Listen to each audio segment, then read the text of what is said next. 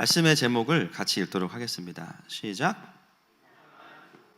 네, 기도하겠습니다. 하나님, 오늘도 주님께서 주신 본문 앞에 우리 모두가 나아갑니다. 이스라엘 백성이 하나님의 말씀 앞에 말씀이 들려질 때 자리에서 일어난 것처럼 우리의 영이 일어나게 하시고, 그 어떤 시간보다 주님의 그 준엄한 말씀 앞에서 그 영광의 빛 앞에서 더 주님을 경외케 되는 백성들로 성령님 이 시간 도와주시고 일하여 주십시오. 예수님의 이름으로 기도합니다. 네, 요즘에는 이렇게 자꾸 시도 때도 없이 눈물이 나서 큰일입니다. 네, 우리 아내가 울지 말라 그랬는데 자꾸 눈물이 납니다. 여러분, 오늘 우리에게 주어진 본문은 좀 길죠. 창세기 10장입니다. 오늘 본문을 읽고 나서 여러분 어떤 마음이 드셨나요? 저는 어쩌라고 그런 생각이 들었습니다. 강해 설교를 하다 보면 가끔 이제 회의에 빠질 때가 오늘 같은 날입니다. 뭐지? 그래서 읽고 나서 이게 뭐? 이런 마음이 들죠.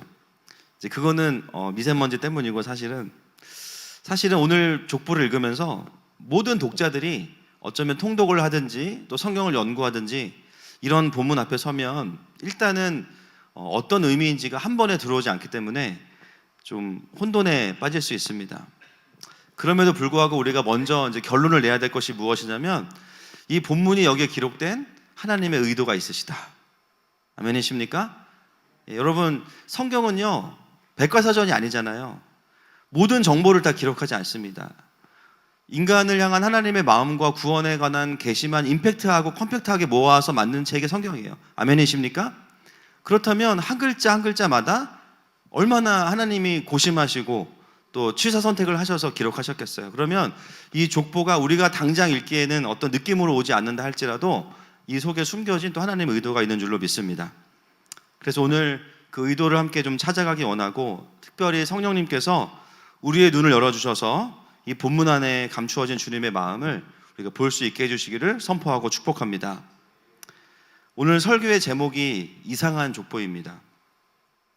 왜냐하면 여러분, 성경을 읽다 보면 족보가 여러 번 나오지 않습니까? 창세기 5장에도 있고 마태복음에도 있고 또 구약에도 곳곳에 족보가 나오는데요.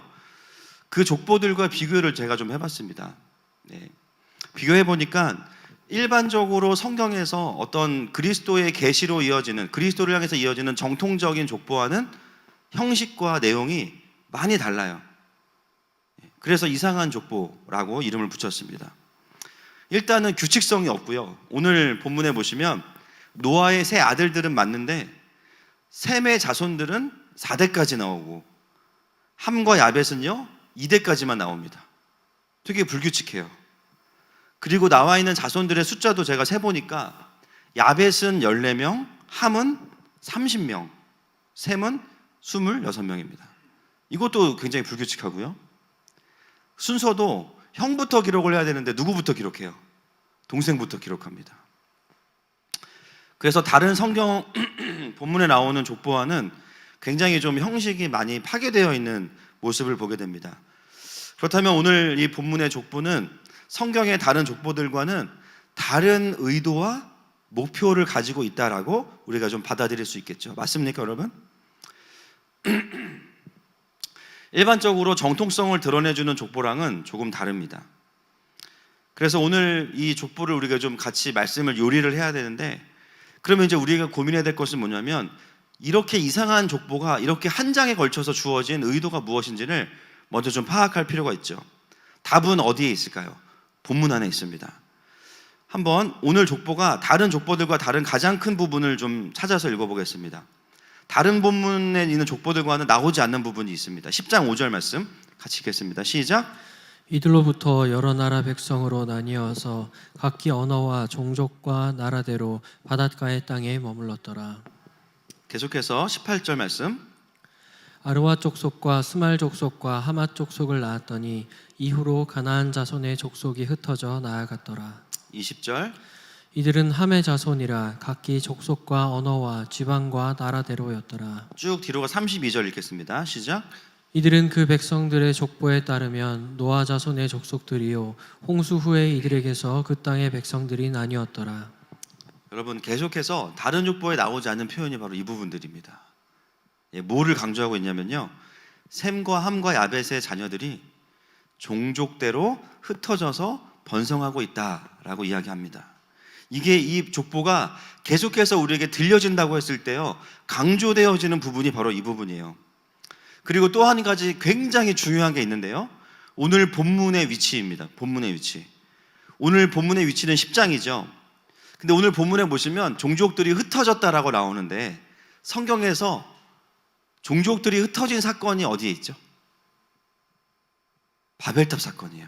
그게 어디입니까? 다음 장이에요. 11장. 여러분, 뭔가 이상하지 않습니까?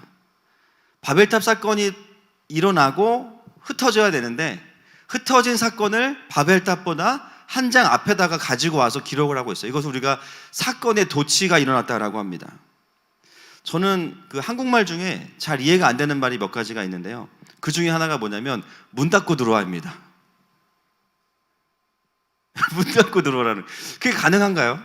문을 닫고 어떻게 들어가죠? 우리가 예수님도 아니고, 뭐 어떻게 뚫고 들어갑니까? 근데 사실 우리가 문 닫고 들어와 그러면 그 문자대로 문을 닫고 들어오는 분은 아무도 없어요. 다들 거기서 어떻게 이해를 하냐면, 문을 닫으라는 말이구나 라고 이해를 하죠. 근데 강조하기 위해서 문을 닫으라는 말이 앞에 와 있습니다. 여러분, 이 족보는요, 지금 뭔가를 강조하려고 순서를 바꿔놓은 거예요. 그래서 자연스럽게 읽거나 듣다 보면 왜 이 사건이 앞에 나오지? 하는 의문을 가질 수밖에 없게 만드는 구조를 태생적으로 가지고 있는 게 10장이에요.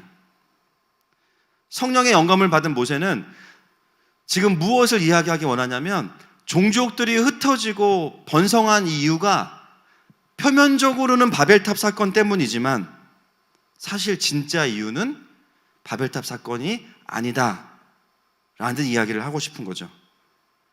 그러면 그 원인을 무엇과 연결시키기 원하는 걸까요? 바로 오늘 우리가 읽은 10장 앞에 있는 9장이에요.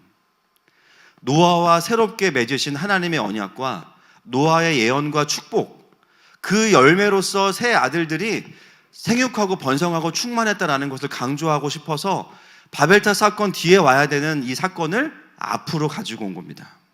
여러분, 이해가 되시죠? 10장의 족보는요, 그 위치의 자체가 무엇을 이야기하냐면, 노아의 몰락과 함의 폭로에도 불구하고 큰 틀에서는 하나님의 언약과 노아의 예언이 그대로 이루어졌다는 거죠. 이게 10장 자체가 우리에게 말하고 있는 강력한 메시지입니다. 물론 그 과정에서 바벨탑 사건이 있었죠. 여러분, 바벨탑 사건이 뭐 작은 사건이 아니지 않습니까? 사람이 대놓고 하나님을 대적하겠다고 만든 사건이 바로 바벨탑 아니었습니까?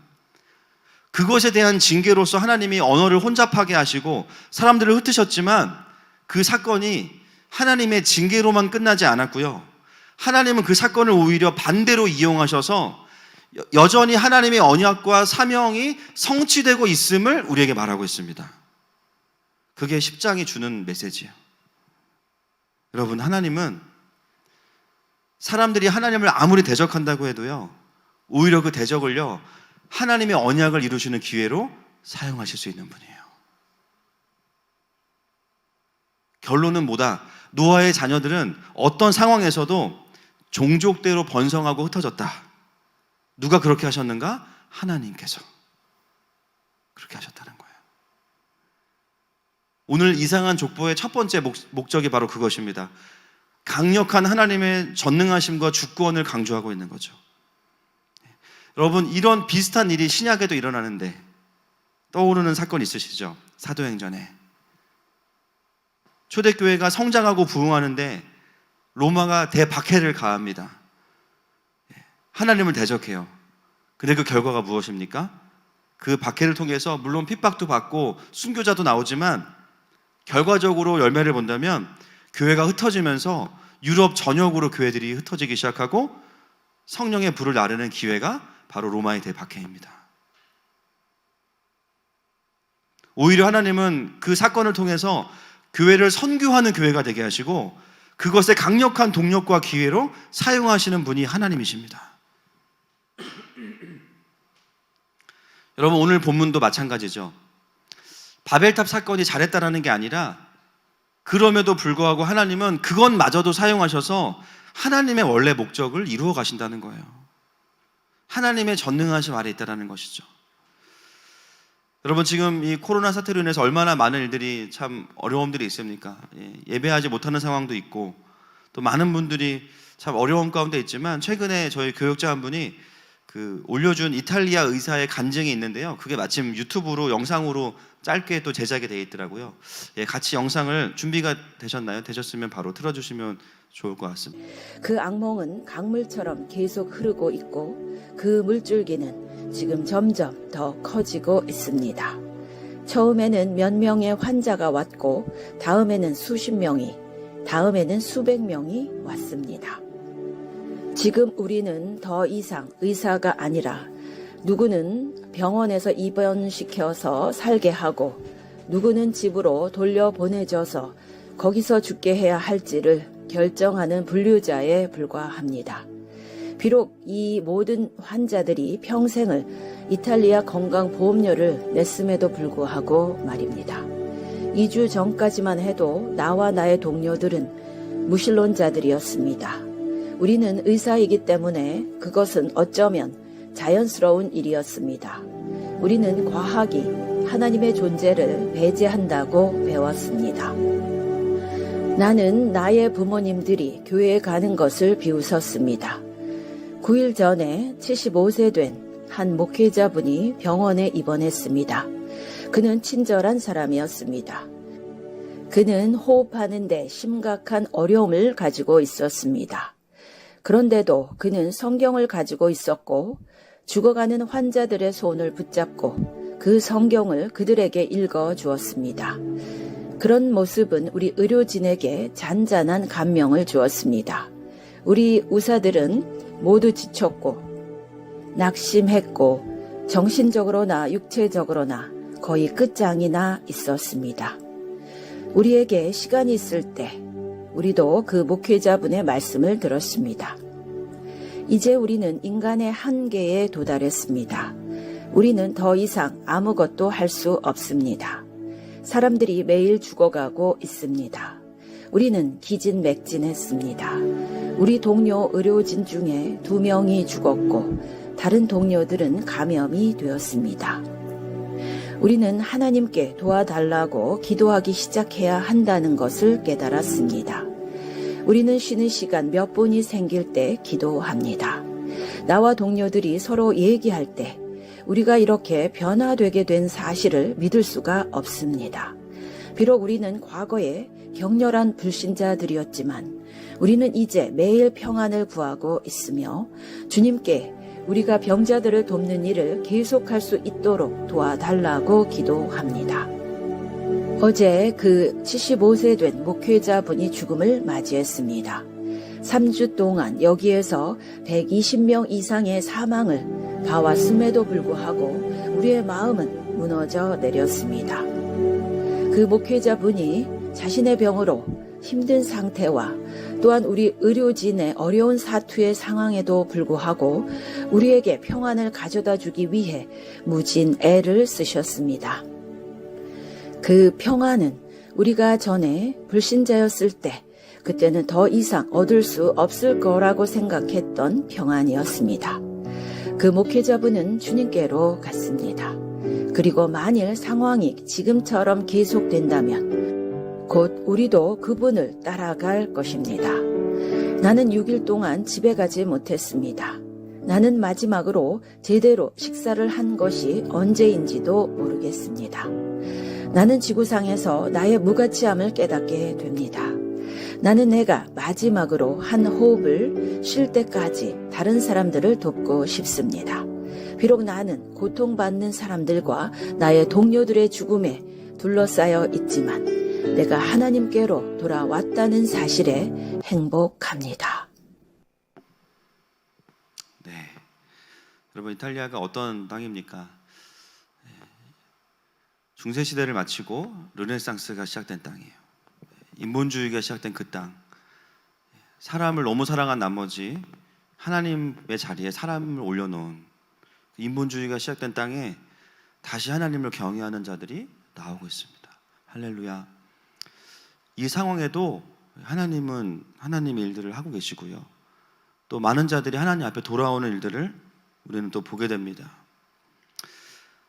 확실한 것은 이런 시간 속에서도 여전히 하나님의 언약은 성취되고 있습니다. 여전히 하나님의 나라는 확장되어지고 있습니다. 여러분, 오늘 우리가 이 10장의 족보를 해석할 수 있는 것은 저자의 의도대로, 저자가 누구시겠습니까? 표면적으로는 모세이지만 그러나 모세를 통해서 영감을 주시는 그 하나님의 마음을 따라가기 때문에 우리가 이것을 볼 수 있는 것이죠. 전에는 바벨탑 사건과 분리해서 보았다면 이제는 창세기의 흐름, 또 성경 전체의 흐름에서 오늘 본문을 조명해 보니까 이 하나님의 의도가 무엇인지를 좀 밝히 볼 수 있는 것입니다. 여러분, 사실 우리의 삶에도요, 여러 가지 우여곡절이 있습니다. 그러나 결론은 무엇입니까? 하나님은 우리의 인생을 향한 하나님의 일을 묵묵히 행하십니다. 그게 결론이죠. 모든 일의 시작과 과정과 주권이 하나님께 있어요. 우리가 다 이해 못합니다.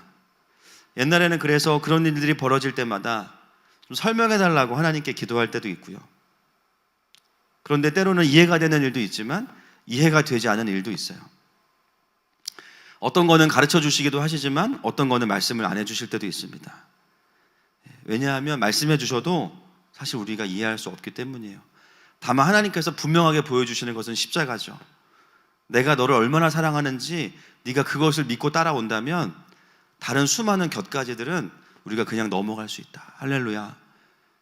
그분의 사랑이 얼마나 큰 것인지를 우리가 신뢰한다면 하나하나 이해되지 않아도 그 사랑 때문에 그분을 향해서 오늘도 한 걸음을 내디딜 수 있습니다.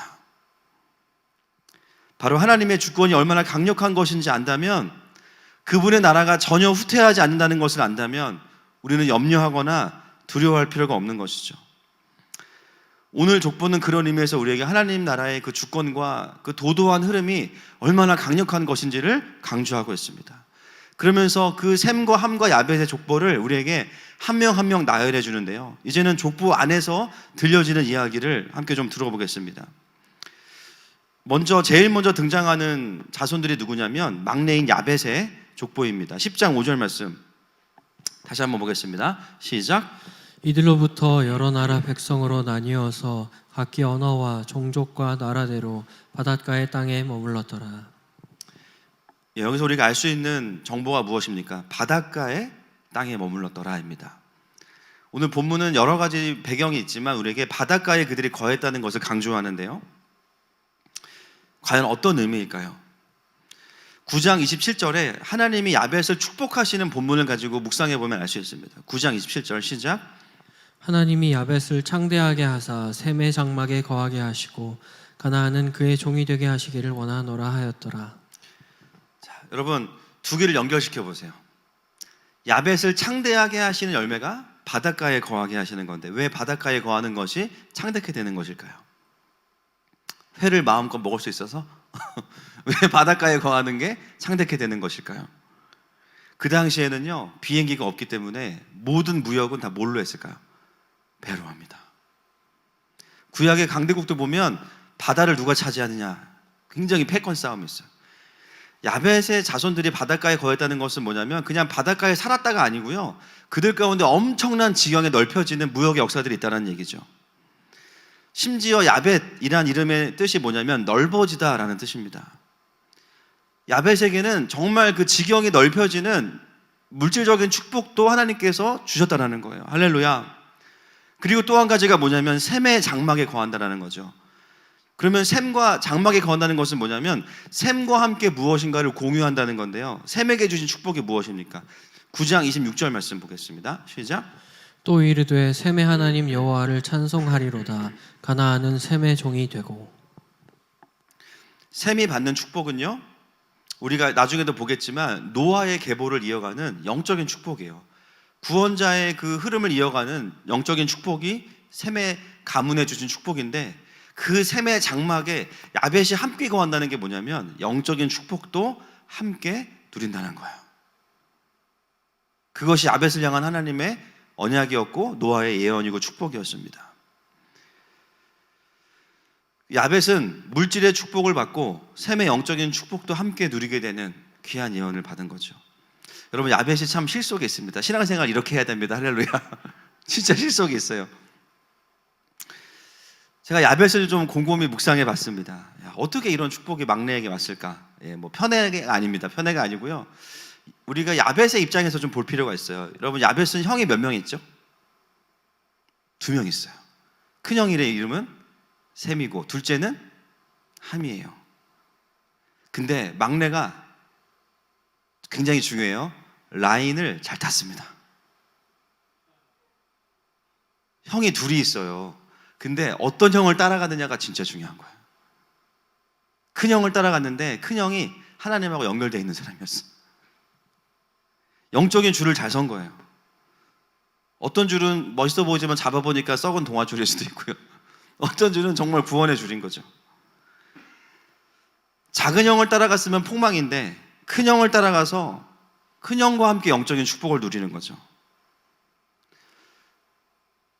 여러분, 이 시대에도 보면 잘못된 영적인 흐름을 타는 분들을 보면 전 너무 안타깝습니다.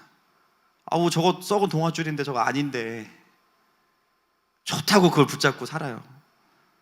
하나님 나라를 오해하고 하나님을 오해하고 하나님의 나라를 오해하면 여기서 게임 끝나요. 그러면 자기가 어디로 가고 있는지 모르는 거예요. 그냥 진자운동, 제가 늘 말씀드리는 것처럼 반대를 위한 반대. 그리고 그 길로 가는 에너지가 뭐냐? 분노와 트라우마와 상처와 탐욕, 두려움. 분노가 강하면 강할수록 라인을 잘못한 것도 잘못된 건데 방향을 잘못 잡은 것도 문제지만 분노가 강할수록 속도가 빨라요. 금방 그 끝에 도달해서 하나님을 대적하는 자리로 가게 됩니다. 이게 진짜 무서운 거예요. 교회를 다니면서도 진짜 내 삶에 하나님과의 친밀함이 없거나 나에게 하나님 주시는 마음을 받아내는 자리에 있지 않거나 또는 그 열매로서 여러분 하나님의 음성 가운데 거하는 사람들의 특징은 뭐냐면요, 마음에 평강이 있습니다. 할렐루야. 만날 때마다 샬롬을 묻는 이유가 뭐예요? 너 마음이 어떤 일을 물어보는 게 아니에요. 하나님하고 잘 지내냐는 걸 물어보는 거죠. 저희 교회도 만날 때마다 샬롬 하시는 분 계시죠? 네. 그게 뭘 물어보시는 거예요, 저희에게? 아무 일 없니가 아니에요. 너 하나님하고 잘 지내냐? 이거 물어보죠. 샬롬이 있냐? 그냥 마음이 편안하냐가 아니고 평안하냐를 물어보는 거잖아요. 근데 그 평강도 없어. 그리고 삶에 하나님의 일하심도 매일은 아니어도 있어야 되는데 그것도 없어. 그런 분들은 빨리 형을 바꾸셔야 됩니다. 빨리 형을 바꾸셔야 돼요. 지금 잘못 봤어요, 지금. 함이 아니고 셈으로 바꾸셔야 돼요. 세상의 라인이 아니라 예수님의 라인으로 바꾸셔야 됩니다. 할렐루야.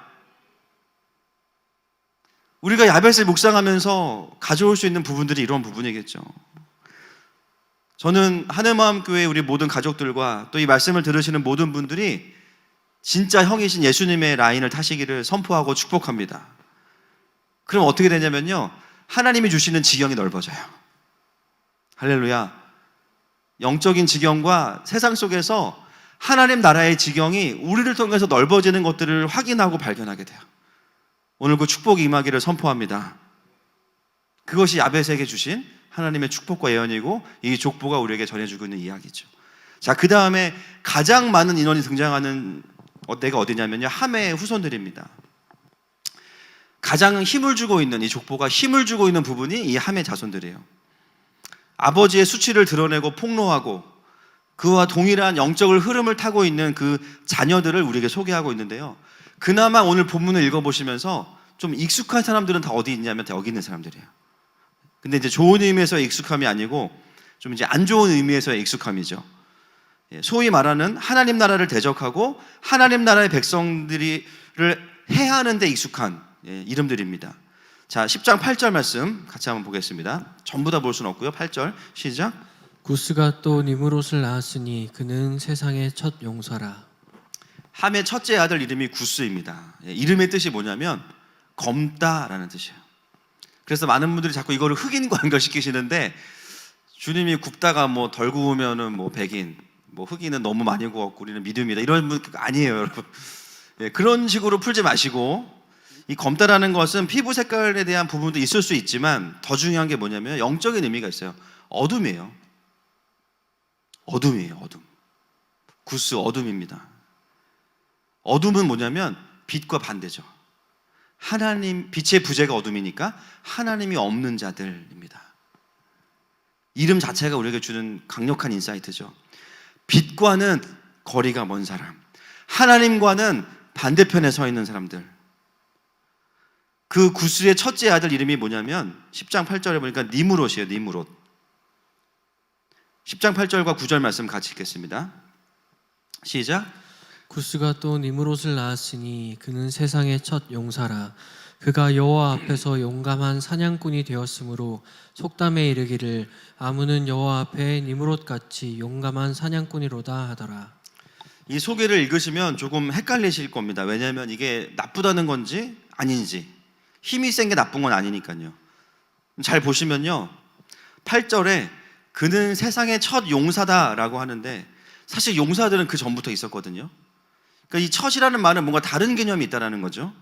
그 다음에 9절에 보시면 그가 여호와 앞에서의 동그라미 치세요. 여호와 앞에서. 이게 원어로 보면 얼굴을 향하여 라는 뜻인데요, 오늘 본문은 어떤 의미냐면 하나님의 얼굴을 대적하여 라는 뜻입니다. 영어 성경이 against라고 되어 있어요. 하나님의 얼굴을 대적하여 선 힘센 용사. 힘이 센 게 문제가 아니고 그가 힘이 센데 하나님의 얼굴을 대적하고 서 있다는 게 문제인 거죠. 그는 용사인데 하나님 앞에 겸손하게 엎드려 있는 용사가 아니에요. 하나님을 대적하는 용사예요. 얼마나 힘이 센지 제가 봤을 때 그 시대의 마동석이에요. 얼마나 힘이 센지 속담까지 나왔어. 힘이 센 사람들을 향해서 니므롯과 같더라 라는 게 이제 속담이 된 거예요. 여러분, 이 구스의 첫째 아들인 니므롯이 무슨 일을 했을까요? 10장 10절 말씀 보십시오. 시작. 그의 나라는 지날 땅의 바벨과 에렉과 악깃과 겔레에서 시작되었으며. 자, 신할과 바벨 뭐 안 떠오르십니까? 자, 한 장을 뒤로 넘기셔서 11장 1절부터 4절. 11장 1절부터 4절입니다. 가지고 계신 성경으로 같이 한번 읽겠습니다. 시작. 온 땅의 언어가 하나요 말이 하나였더라. 이에 그들이 동방으로 옮기다가 신할 평지를 만나 거기 거류하며 서로 말하되 자 벽돌을 만들어 견고히 굽자 하고 이에 벽돌로 돌을 대신하며 역청으로 진흙을 대신하고 또 말하되 자 성읍과 탑을 건설하여 그 탑 꼭대기를 하늘에 닿게 하여 우리 이름을 내고 온 지면에 흩어짐을 면하자 하였더니. 네, 이거 연결시켜 놓으세요.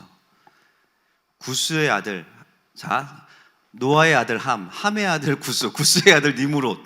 이 니므롯이 결국은 뭘 하는 사람들이냐면 바벨탑을 쌓는 주역들입니다. 하나님을 대적하는 자, 그리고 하나님을 대적할 수 있는 것처럼 힘이 세 보이는 자, 실제로 힘이 세. 바벨탑을 높게 쌓았겠죠. 모든 사람들을 혹하게 할 만한 바벨탑을 쌓을 수 있는 능력을 가진 사람들이 니므롯이에요. 여러분, 이것이 함의 자녀들에게서 드러나는 하나님을 대적하는 영성입니다. 근데 그 마음의 동기가 뭐냐면 자신들이 하나님처럼 되고 싶은 거죠. 선악과의 그것과 똑같습니다. 여러분, 니므롯이 이때에만 나옵니까? 선악과 사건 이후로 계속 나옵니다. 지금 시대에도 있죠. 왜냐하면 이게 그 니므롯이라는 한 사람의 문제가 아니라 영적인 흐름이에요. 하나님을 대적하는 영성이 이 시대 가운데 계속 흘러가고 있기 때문이에요. 하나님을 경외함이 아니라 하나님을 대적하는 자들. 이 세상에 여전히 수많은 니므롯이 있습니다. 어떤 분이 그렇게 이야기할 수 있죠. 목사님, 저는 하나님을 대적한 적이 없는데요. 여러분, 하나님을 경외하지 않는 사람은 하나님을 대적하는 거예요. 자기도 모르게. 수많은 사람들이 하나님을 믿지 않는 것만으로도 죄송하지만 하나님을 대적하는 자리에 있으신 거예요. 자기의 스탠스가 거기에 있는 거예요. 하나님을 신뢰하지 않는 사람들은요, 반드시 다른 걸 믿습니다. 뭘 믿습니까? 자신의 실력, 자신의 힘, 자신이 가진 유산, 자신이 가진 리더십, 자신이 가진 어떤 능력을 믿고 살겠죠. 별로 좋지도 않은 자신의 이성, 많지도 않은 재력, 그게 다 뭡니까? 내가 다른 사람들 향해서 내가 이만큼 할 수 있어 라고 말하는 바벨탑이에요. 자신만 하나님을 대적하는 게 아니라 수많은 사람들을 모아내요. 그렇게 해서 하나님이 없이도 얼마든지 좋은 세상을 만들 수 있어, 이렇게만 하면 돼. 근데 거기에 하나님이 전제되어 있지 않고 인간의 타락이 전제되어 있지 않다면 정확하게 바벨탑입니다. 어느 정도는 또 실제를 보여줘요. 그렇게 되는 것 같아. 근데 그게 진짜는 또 아니야. 그 뒤에는 수많은 인간의 죄성과 가려져 있는 어둠이 가득해요. 그게 뭡니까? 바벨탑이죠. 결국 사람이 자신이 하나님의 자리에 앉으려고 하는 모든 자들이 함의 영성과 니므롯의 영성을 그대로 가지고 있는 것입니다. 이게 어떻게 가능할까요? 니므롯이 우리를 만난 적이 없는데 정사와 권세를 가지고 있는 보이지 않는 악한 영들이 있기 때문이에요. 여러분, 영적이라는 말을요 오해하시는 분들이 있어요. 막 신비주의적인 거로만 생각해요. 아닙니다. 메시지입니다. 메시지. 끊임없이 사람의 생각과 세계관을요 잡으면 누구든지 니므롯이 돼요. 누구든지. 니므롯은 하나님이 주신 그 힘과 건강한 몸을 하나님을 위해 쓴 것이 아니라 자기가 하나님이 되는 것에 사용한 것이죠. 그래서 오늘 본문은 니므롯을 약간 강조하고 있는 것입니다. 여러분, 이 세상을 보시고 우리의 마음을 한번 들여다보세요. 아무리 교회를 다녀도 성경적인 가치관에 기반하지 않은 모든 사람은요, 죄송하지만 니므롯으로 살고 계실 가능성이 매우 높습니다. 설교를 아무리 들어도 자기가 메시지에 자기를 합하지 않으면, 믿음을 합하지 않으면 니므롯이에요. 결국 세상에 나가서는 자기의 힘과 실력을 가지고 사람들을 선동하겠죠. 하나님이 없이도 가능하다. 그런 수많은 니므롯과 더불어 살아가는 것이 지금 이 땅의 현실이고 이 시대의 현실이었습니다. 뭔가 이룬 것 같은데, 다음 주에 이제 바벨탑을 보겠지만 뭔가 이룬 것 같은데요, 결론은 뭐냐면 혼잡해져요. 분열해요. 그것이 니므롯의 열매입니다. 뭔가 아성을 쌓은 것 같은데 다 무너져요. 그리고 뭐만 완성되냐? 흩어지고 번성하고 충만하는 하나님의 언약만 완성됩니다. 할렐루야. 이게 정말 신기한 일입니다. 여러분, 하나님이 우리에게 주신 좋은 은사들과 능력이 있어요. 어떤 분들은 외모가 은사인 분들도 있고 부럽습니다. 또 어떤 분들은 뛰어난 지성, 어떤 분들은 화려한 언변, 어떤 분들은 부모님 잘 만난 것도 은사라고 생각해요. 저는 태생적 금수저. 그런데 더 중요한 게 뭐냐면, 하나님의 얼굴을 구하지 않고 하나님의 얼굴을 대적하기 시작하면 그 은사와 능력은 복이 아니라 독이 되는 거예요.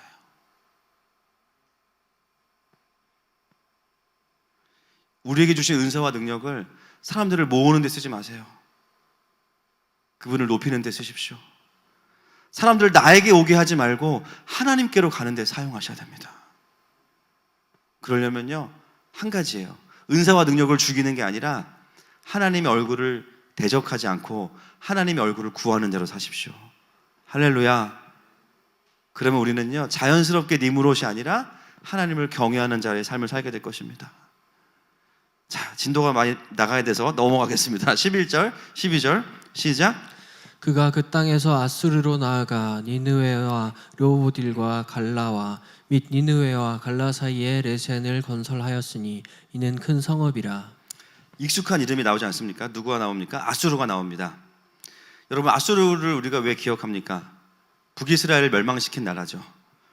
끊임없이 하나님의 나라를 하나님이 징계하시는 도구로 사용하지만, 그러나 또 한편에서는 하나님의 백성들을 위협하는 존재로 사용됩니다. 아수르의 수도가 어디죠? 서울입니까? 어디입니까? 니느웨입니다. 니느웨에 누구를 보내시죠? 요나를 보내시잖아요. 그래서 요나서가 나온 거죠. 그 아수르 역시도 함의 자손의 흐름에서 나온 거예요.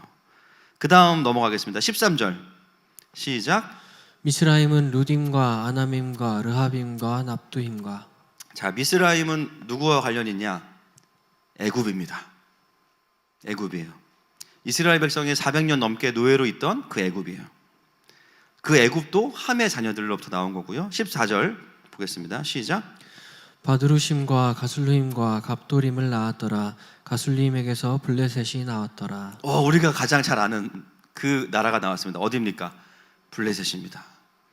여러분, 블레셋도요 진짜 이스라엘 괴롭히는 나라죠. 언제부터 이분들이 등장하시냐면 창세기 26장부터 등장하십니다. 자, 읽겠습니다. 시작.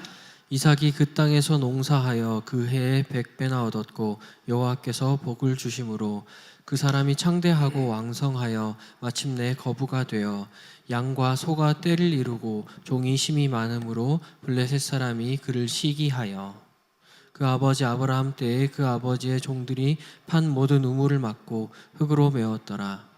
창세기 26장부터 나타나서 아브라함과 이삭을 시기합니다. 하나님이 그들을 축복하는 게 싫은 거예요. 그래서 그들이 하는 행동이 뭐냐면 우물을 막아요. 우물을 막습니다.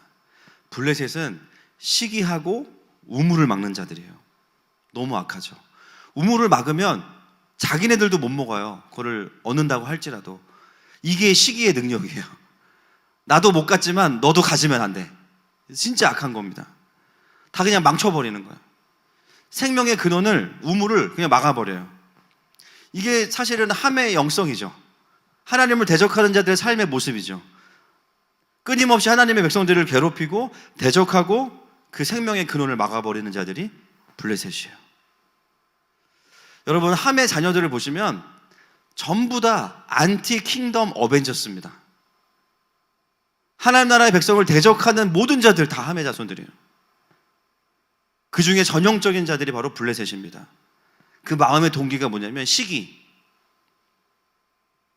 여러분, 시기와 질투는 결국 다른 형제와 자매들의 생명인 우물을 막고요, 나도 그 물을 못 먹게 만드는 거예요. 그게 블레셋의 본질입니다. 여러분, 건강한 하나님의 백성들은 어떻게 살까요? 하나님이 다른 사람을 축복하시면 기뻐해야 돼요? 하나님한테 따져야 돼요? 또 불리하면 대답 안 하시죠? 같이 기뻐해야 돼요. 할렐루야. 여러분, 사촌이 땅을 사면 왜 배가 아파야 됩니까? 사촌이 땅을 사면 어떻게 해야 돼요? 건물을 올려야 돼요. 할렐루야. 그렇죠? 사촌이 땅을 샀어. 건물을 올리고, 그렇죠? 상가를 세를 내가지고 같이 이제 3대7로 나눠야 됩니다. 사촌이 땅을 샀기 때문에 건물을 올릴 수 있는 거죠. 막 분탕질하고 하나님 왜 저기만 축복하시냐고 그러고 그러지 마세요. 요즘에 하도 뭐 폐업이 많고 안 된다 안 되는 소리가 너무 많이 들리니까 누가 잘 된다 그러면 전 너무 기쁘더라고요. 저희 이제 이종수 차미아 집사님 부부가 저희 이제 1년 넘게 이제 어떤 우리가 아직은 다 해석할 수 없는 시간들을 보내고 지금도 예배 아마 실시간으로 드리고 있을 텐데 대만에 이제 정착을 했습니다. 이전에 다니던 회사가 이제 뭐 글로벌 회사니까 대만에 있는 그 동일한 회사에서 이제 엔지니어로 다시 취업이 됐는데요. 취업이 되자마자 지금 그 회사가 대박이 났어요. 그 회사가 그 휴지하고 마스크 만드는 회사잖아요. 그래가지고 취업이 되자마자 그 회사가 지금 대박이 나가지고 물량이 없어서 지금 팔지를 못하고 있습니다. 참 모두가 다 안 된다, 어렵다라고 하는데 그런 얘기가 들리니까 기쁘더라고요. 여러분, 우리의 부르심은 시기하고 질투하는 블레셋이 아니에요. 맞습니까? 맞습니까? 다른 사람을 축복하는 블레싱이에요. 할렐루야. 따라합시다. 나는 블레셋이 아니다. 나는 블레싱이다. 그게 우리의 부르심이에요. 말씀을 들으시는 혹시 하나님의 백성들이지만 시기와 질투에 잠깐 잡혀있던 분들에게 오늘 하나님의 축복할 수 있는 권세가 임할지어다. 그리고 나서 가장 유명한 가나안의 7 족속이 나오죠. 10장 15절부터 18절인데요. 읽지 않겠습니다. 시간상. 가나안 땅을 죄로 완전히 관영케 했던, 하나님의 진노가 올 수밖에 없었던 소돔과 고모라, 특히 이런 가나안의 족속들이 또 함의 자녀들로 등장하게 돼요. 여러분, 우리가 이걸 하나하나 보고 나니까 왜 오늘 족보가 함의 자녀들을 그렇게 많이 기록해 놨는지 이제 이해가 되는 거죠. 다양하고 복잡한 나라들이 하나님의 백성들을 괴롭혔던 것 같지만 사실 그 근원은 어디냐면요, 9장의 함이에요. 그리고 가나안이에요. 진리를 벗어난 함으로부터 이어져 내려가는 후손들의 모습은 하나님을 대적하는 용사와 하나님의 백성을 괴롭히는 민족으로 열매를 맺어갑니다. 참 이게 아이러니한 것 같아요. 동일하게 아버지 노아의 몰락을 지켜보는 그 동일한 자리에 있었는데 조금 다른 반응을 보였을 뿐인데요. 그 약간의 각도가 틀어진 게 생명과 사망의 결과로 바뀌는 걸 보게 돼요. 그 각도가 아주 살짝 벌어졌지만 10장을 통해서 보게 되는 것은 뭐냐면요, 그 결과는 엄청나게 다르다는 거예요. 여러분, 신앙생활을 잘하는 분, 계속해서 깊어지는 분들의 특징은 뭐냐면 하나님의 진리가 들려지고 똑같이 죄로 인해서 무너진 현상을 보지만 중요한 건 뭐냐면요, 하나님의 마음에 합당한 반응을 합니다. 그 차이가 굉장히 큰 거예요. 거기서 셈과 야벳과 함의 차이가 벌어지는 거예요. 그러니까 어떻게 되냐면요, 무너진 현실은 동일한데 셈과 야벳으로 반응하니까요, 평강이 있고요, 열매가 있어요. 계속해서 하나님이 주시는 축복의 은혜가 있어요. 그런데 함은 어떤 사람이냐, 어느 순간 그 진리에 대한 진리의 반응을 놓치고 원수의 비진리를 붙잡기 시작하면서 방향이 틀어집니다. 약간 다른 것 같은데요, 완전히 반대 방향으로 가게 돼요. 중요한 건 뭐냐면 사단이 어떻게 역사하냐면요, 처음부터 그거를 드러내지 않아요. 처음부터 야, 너 이렇게 가면은 하나님은 대적할 거야 가르쳐주지 않아요. 약간 틀어요, 약간. 그리고 냅둬요, 그냥. 그러면 스스로 분노가 힘이 돼서 그 방향으로 막 달려가는 거죠. 자기가 어떤 위치에 있는지는 나중에 가도 몰라요. 아, 이 자리가 하나님이 원하시는 자리가 아니구나, 이 생각이 하나님이 기뻐하시는 생각이 아니구나, 몰라요.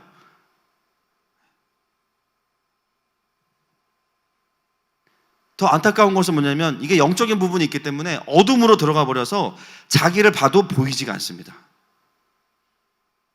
그래서 이게 영적인 전쟁이에요. 그냥 이성을 가지고 판단할 수 있는 부분이 아니에요. 어느 순간 이성이요, 영적으로 덮여버려요, 어둠으로. 자기가 어디에 있는지, 자기가 어떤 비진리를 붙잡았는지, 하나님을 대적하고 있으면서도 전혀 그렇게 생각하지 않습니다. 빛이 비춰지는 은혜가 있지 않으면 계속해서 어둠에 있어요. 그래서 우리가 이번에 코로나로 쉬면서 조명을 바꾼 거예요. 할렐루야. 빛을 다시 비춰야겠다, LED로. 여러 색깔로 비춰야겠다. 그래서 영적으로 안 좋으신 분들은 예배 시간 한번 올라오세요. 이제 올라오셔서 우리 실장님이 비춰주시는 빛을 통해서 성령의 빛을 받아야죠. 그것이 원수의 전략입니다. 아주 살짝 틀어놓고 내버려 두는 거예요. 상처와 분노로 치닫게 그냥. 그러니까 에너지가 많으면 많을수록 더 빨리 가는 거예요. 의에 대한 목마름이 크면 클수록 더 빨리 가요. 그래서 우리가 신앙생활을 점검하는 거 너무 중요합니다. 말은 모두가 다 저는 틀린 말 한 번 본 적이 단 한 번도 없어요, 지금까지. 중요한 건 뭐냐면 본인은 그 진리 안에 없어. 그게 문제죠. 그래서 우리가 점검하는 게 중요해요. 하나님과의 관계가 어떤지, 공동체와 내가 함께 영적인 흐름을 타고 가고 있는지, 내 삶에 하나님의 일하심이 있는지, 내가 지금 성령 충만한지. 만약에 그렇지 않다면 어디선가 내가 잘못된 이정표를 보고 다른 길로 온 겁니다. 오늘 우리가 이 족보를 보면서 그거를 확인하게 되는 거죠. 함이라고 자기의 인생을 하나님 앞에 잘 드리고 싶지 않았겠습니까? 뭔가 문제가 발생한 거죠. 여러분, 오늘 우리의 가운데 있는 어둠 가운데 강력한 성령의 조명하심 있기를 축복합니다. 마지막으로 등장하는 족보가 셈의 자녀들인데요, 21절 말씀 보겠습니다. 시작. 셈은 에벨 온 자손의 조상이요 야벳의 형이라. 그에게도 자녀가 출생하였으니. 네, 셈을 설명하면서 많은 자손들이 있지만 누구의 조상이라고 이야기하냐면 에벨이라고 합니다. 에벨 굉장히 중요해요. 왜냐하면 이 에벨이라는 뜻이 건너다라는 뜻이거든요. 왜 이게 중요하냐면 여기서 나온 단어가 이브리, 히브리라는 단어입니다. 건너온 자. 이게 누구를 지칭하는 말이냐면 원래 아브라함이 유브라테스 강 반대편에 살다가요, 부르심을 받아서 건너오게 됐어요. 그래서 이스라엘 백성을 부를 때 히브리인이라고 부르는 그 히브리가 이브리, 에벨, 건너다, 그 단어가 여기서 나온 겁니다. 여러분, 셈을 소개하면서 수많은 자녀가 있는데 왜 에벨의 조상이다라고 이야기하겠습니까? 모세 오경을 기록한 목적이 누구를 위한 거죠? 1차적으로 나, 맞아요. 그런데 나한테 오기 전에 누구? 광야에서 태어난 이스라엘 백성들, 모태신앙들이에요. 그들에게 들려지도록 기록한 거예요. 그래서 셈을 이야기하면서 수많은 셈의 자녀가 있지만 왜 에벨이라는 이야기를 하냐면 너희들의 조상이 누군지를 여기에 딱 표시를 해놓은 거죠. 출애굽을 경험한 자들이 자신들의 시작이 어디로부터 온 것인지를 가르쳐주기 위해서 에벨의 조상이다라고 이야기하고 있습니다. 그리고 나서 32절 말씀 같이 보겠습니다. 32절 시작. 이들은 그 백성들의 족보에 따르면 노아 자손의 족속들이요 홍수 후에 이들에게서 그 땅의 백성들이 나뉘었더라. 예, 노아의 자손이라는 말이 여기에만 나오죠. 세 아들 중에 정통성이 여기에 있다. 근데 그들은 건너온 자들, 히브리인들이다. 오늘 족보가 셈의 정통성을 이야기하면서도 이 근원에 대한 이야기를 조금 더 강조하고 있는 이상한 족보입니다. 그 이유는 뭐냐면 이 말씀을 들어야 되는 광야의 2세대들에게 너희들의 근본이 어디로부터 온 것이다 라는 것을 이야기하고 있는 거예요. 여러분, 그래서 창세기는요 되게 중요해요. 시작이 어디로부터 온 것인지를 이해하는 거예요. 여러분, 우리나라도 마찬가지죠. 대한민국이 어떻게 시작되었는지 알아야 됩니다. 우리나라만이 아니라 모든 나라를 향한 하나님의 뜻이 있어요. 하나님이 어떤 계획으로 세우셨는지를 알아야 돼요. 그러려면 우리에게도 돌아가야 될 그림이 필요한 거예요. 하나님께서 이 나라를 왜 세우셨는지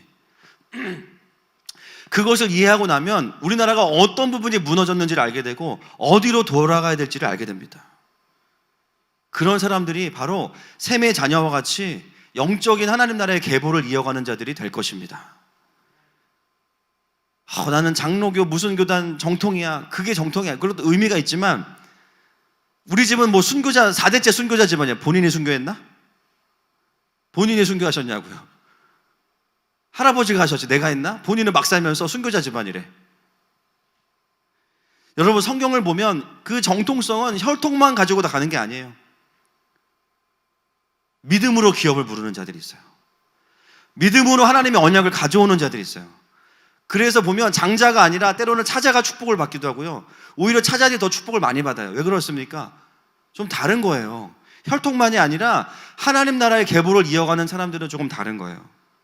오늘은 장자가 받지만 장자여서 받는다기보다는 하나님의 언약을 이해했기 때문이죠. 여러분, 교회는 그래서 어떤 곳이냐면 하나님 나라의 시작의 이야기를 들려줄 수 있는 곳이 되어야 합니다.